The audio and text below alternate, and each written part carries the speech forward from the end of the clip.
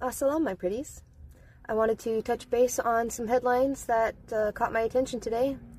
So, as of today, March 15th, we are watching a world on edge, where conflict, politics, and survival are all colliding at once. In the Middle East, conflict tightens its grip once again. Israeli forces carried out new strikes across the region. They destroyed a bridge in southern Lebanon, while continuing military operations in both the West Bank and Gaza. Entire neighborhoods remain sealed off as humanitarian convoys struggle to reach civilians caught between shifting front lines.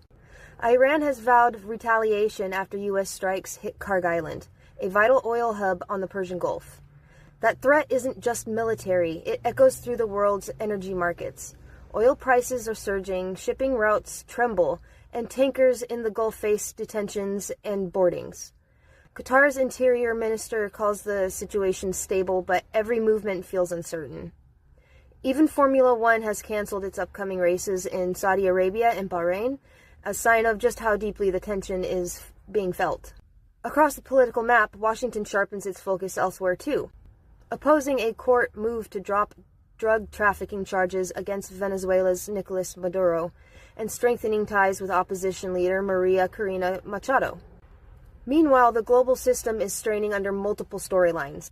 Sweden has ordered the detention of a Russian tanker captain in a rare legal standoff with Moscow. In Nigeria, a deadly ambush has left security forces shaken and villages in mourning.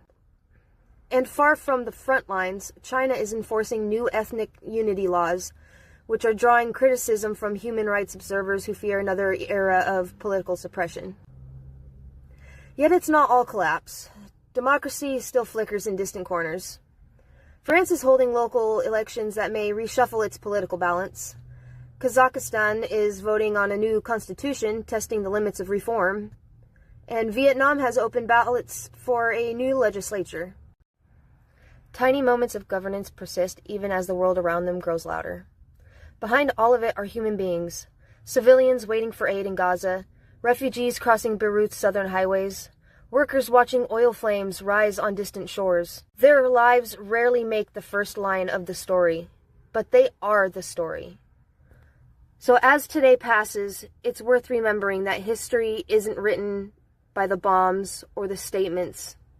It's written by endurance, by families who keep rebuilding, or by the courageous individuals who refuse to stand down in the face of danger, and by the journalists who keep telling the truth through all the noise.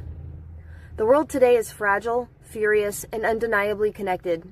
What happens in one port, one street, or one parliament echoes through all the others. And as we watch these headlines unfold, we're reminded, the story of now is not just about power, it's about people holding on, even when everything else feels like it's coming apart.